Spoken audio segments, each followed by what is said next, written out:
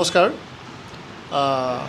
সমূহ বঙাইগাঁও আৰু চিৰাংবাসী ৰাইজৰ কাৰণে আমি ধুনীয়া এটা প্ৰডাক্ট লৈ আহিছোঁ আপোনালোকৰ কাৰণে। নৰ্মেলি কি হয়, আমাৰ যিখিনি ই ৰিক্সা আছে, আমি থলুৱা ভাষাত পিলপিলি বুলি কওঁ, আৰু মানুহৰ ঘৰত ইনভাৰ্টাৰবিলাক আছে, ই ৰিক্সা আছে, তাৰপিছতে আপোনাৰ স্কুটাৰৰ ইলেক্ট্ৰিক স্কুটাৰবিলাক আছে, চাইকেলবিলাক আছে।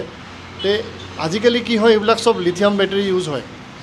আগতে কি আছিলে, লিড এচিড বেটাৰী ইউজ হৈছিলে, য'ত এচিড পানী ঢালিবলগীয়া হৈছিলে, বহুত মেইনটেনেঞ্চৰ খৰচা আহি গৈছিল, লেতেৰা হৈছিলে, ঘৰ ই ৰিক্সাখনো মেইনটেনেঞ্চ কৰিব লগা থাকে। তো মাত্ৰ ধৰক এবছৰৰ পৰা 15 মাহৰ আপোনাৰ ৱাৰেণ্টি বেনিফিট পায় এখন ই ৰিক্সাই। তো সেইবিলাক প্ৰব্লেম মোৰ পৰা আঁতৰি এতিয়া লিথিয়াম বেটাৰী লৈ আমি চবেই আহিব লাগে। লিথিয়াম বেটাৰীত বহুত বেনিফিটছ আছে। এতিয়া লিথিয়াম বেটাৰী হ'লে মেইনটেনেঞ্চ ফ্ৰী হয়, কোনো ই ৰিক্সাত কোনো মেইনটেনেঞ্চ নালাগে, ই ৰিক্সাখন লেতেৰা নহ'ব, এচিড পানী ঢালিব নালাগে, মিনিমাম 3 ইয়াৰ্ছৰ ৱাৰেণ্টি থাকে। অফিচিয়েল 3 ইয়াৰ্ছৰ ৱাৰেণ্টি যদিও 6 to 7 ইয়াৰ্ছ এই বেটাৰী একো নহয়, লাৰিবই নালাগে। তাৰপাছত আপোনাৰ বেষ্ট হয় এখন ই ৰিক্সাই স্পীড 50 এবভ স্পীড পাব, মাইলেজ বেছি পাব। তাৰপিছত ওজন কম হ'ব গাড়ীখনৰ, ওজন কম হোৱাৰ কাৰণে মাল বস্তু বেছি লোড ল'ব পাৰিব, ভাড়া বেছি মাৰিব পাৰিব, গাড়ীখনৰ ডিউৰেবিলিটি মানে বেছি দিন যাব, সেইটো এটা বেনিফিট। আৰু নেক্সট হ'ল আমাৰ ইয়াতে ইজি ফিনান্সৰ সুবিধা আছে।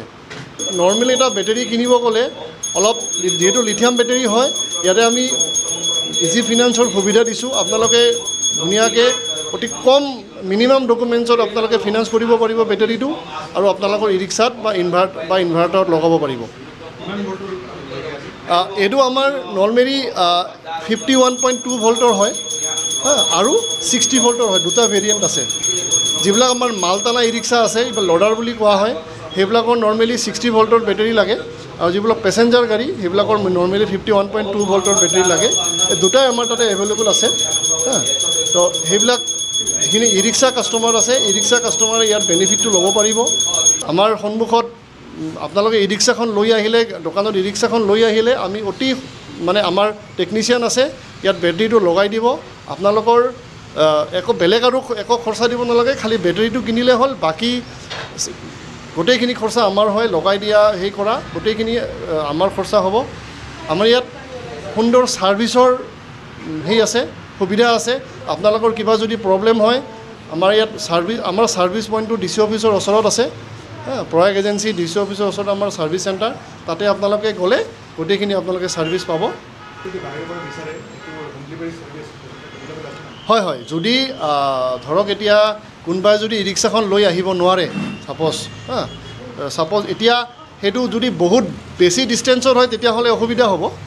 যদি ওচৰে পাজৰে ধৰক বঙাইগাঁও চিৰাং ডিষ্ট্ৰিক্টৰ ওচৰে পাজৰে যদি ই ৰিক্সাখন লৈ আহিলে নৰ্মেলি আমাৰ সুবিধা হয়, কাৰণ বহুত যন্ত্ৰ পাতি লাগে এটা বেটাৰী ফিটিং কৰোঁতে। তথাপিও যদি কোনোবাই যদি আহিব নোৱাৰে, তেনেহ'লে আমি ঘৰত গৈ পেলাইও ফিটিং কৰি অনাৰ ব্যৱস্থা কৰিম, সেইটো লৈ কোনো কথা নাই। নৰ্মেলি কি হয়, আমাৰ যিবিলাক পুৰণি মানে আমাৰ যিবিলাক এক্সিষ্টিং লিড এচিড বেটাৰী, সেইবিলাক নৰ্মেলি চাৰ্জ কৰোঁতে 9 পৰা 10 ঘণ্টা লাগে, গোটেই ৰাতিটো চাৰ্জ হ'ব লাগে, কাৰেণ্টটো বেছি খায়। ইয়াত মাত্ৰ 4 পৰা 5 ঘণ্টাতে গাড়ীখন ফুল চাৰ্জ হয়। তাৰ ফলত কি হয়, কাৰেণ্টটোৰ কনজামশ্যনটো কম হয়, কাৰেণ্ট বেছি নাখায়। ধৰক মোটামুটি 4 বা 5 ঘণ্টা গাড়ীখন ফুল চাৰ্জ হ'ল, মানে দিনটোত এবাৰ চাৰ্জ কৰিলে এনেও মোটামুটি 130 পৰা 140 কিলোমিটাৰ যায় এখন গাড়ী লিথিয়াম বেটাৰী।